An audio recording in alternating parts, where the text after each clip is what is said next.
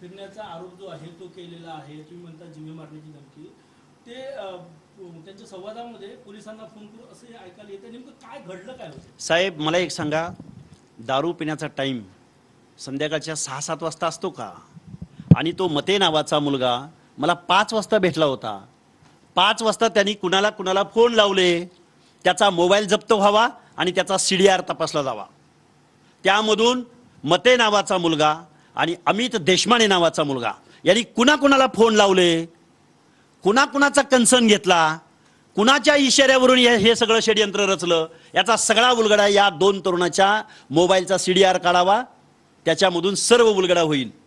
प्राथमिक तपासात तुम्ही मद्यप्राशन केलं नसल्याचं पुढे आलं तरी तुमच्या रक्ताचे नमुने प्रयोगशाळेमध्ये पाठवण्यात येणार आहे. प्रयोगशाळेमध्ये पाठवू देत. मी सर्व गोष्टी, मी रक्त दिलेलं आहे, युरिन दिलेली आहे, मी पोलिसांना डिपार्टमेंटला सगळं सहकार्य केलेलं आहे. आणि माझ्यावर आरोप झाल्यानंतर अर्ध्या पाऊण तासाच्या फरकानं मी प्रेसला सामोरं गेलेलो आहे. आणि मी जर मद्यप्राशन केलं असतं, मी जर नशेत असतो तर 2 व्हीलरवरून माझ्या घराकडे येऊ शकलो नसतो. या प्रश्नाची उत्तरं पण हवी आहेत ना, महाराष्ट्र पाहतोय. त्यांनी जो व्हिडिओ सादर केला त्याबद्दल तुमचं काय? व्हिडिओ सादर केला कारण दोन्ही हात 2 तरुणांनी बकोटीला धरून पकडलेले होते. एका तरुणानं मान पकडलेली होती आणि माझ्या छातीवरची दोन्ही बटणं निघालेली होती. आणि माझे हात असे पाठीमागं पकडल्यामुळं माझी मान आणि चेहरा पुढं गेलेला होता. आणि त्यामुळं, आणि व्हिडिओ जरी असेल तरी शेवटी आम्ही सिव्हिलला आलो. सिव्हिलला सगळे नमुने, सगळ्या प्रक्रियेला मी सामोरं गेलोय. दूध का दूध और पाणी का पाणी हो जाएगा.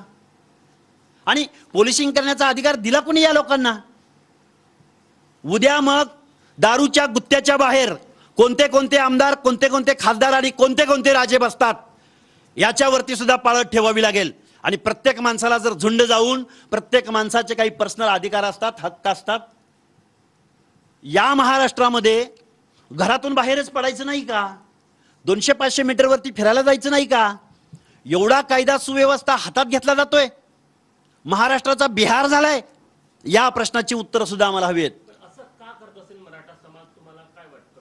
बघा, गेल्या वर्षभरापासून मी स्टेट बॅकवर्ड कमिशनचा राजीनामा दिल्यापासून या महाराष्ट्राला मी समजावून सांगत आहे की सोशल बॅकवर्डनेस म्हणजे काय, आरक्षण म्हणजे काय, आरक्षण पॉलिसी का, कशासाठी आली, आरक्षण कुणाला दिलं जातं, कशासाठी दिलं जातं, त्याचे पॅरामीटर्स काय, त्याचे निकष काय, सुप्रीम कोर्टाचं म्हणणं काय, स्टेट बॅकवर्ड कमिशनचं म्हणणं काय, औरंगाबाद खंडपीठाचा निर्णय काय, या सगळ्या गोष्टीवरती मीडियाच्या माध्यमातून या महाराष्ट्रामध्ये, विशेष करून मराठवाड्यामध्ये, पश्चिम महाराष्ट्रातल्या काही जिल्ह्यांमध्ये जो ओबीसींचा प्रतिसाद आपल्याला भेटतोय, ज्या गोष्टी आम्ही जरांगे नावाच्या माणसाचं भूत, बेकायदा मागण्या करणाऱ्या या माणसाला आम्ही त्याच गावामध्ये जाऊन, वडीगोद्री गावामध्ये जाऊन आम्ही उपोषण करण्याचा प्रयत्न केला. आणि या महाराष्ट्रातल्या ओबीसींना जागं करण्याचा प्रयत्न सातत्यानं करतोय. आम्ही कायद्याची भाषा बोलतोय, आम्ही संविधानाची भाषा बोलतोय. आणि नक्की याच गोष्टी झोंबल्यामुळं, बरं याच्याही अलीकडं मी ज्यावेळी वडीगोद्रीमध्ये उपोषणाला बसलो होतो, 6व्या दिवशी 4 तरुण आम्ही जिथं उपोषणाला झोपलेलो होतो रात्रीचं 1-1:30 वाजता, त्यावेळी CCTV कॅमेऱ्याच्या फुटेजमध्ये 4 तरुण आमच्या उपोषणाजवळ आले होते. त्या 4 तरुणांना आम्ही पकडलं होतं. जालना पोलीस प्रमुखांना त्यांच्या हवाली पण आम्ही त्यांना केलं होतं. त्याच वेळी जर तिथं पोलीस कारवाई झाली असती तर मला वाटतंय कालची घटना घडली नसती.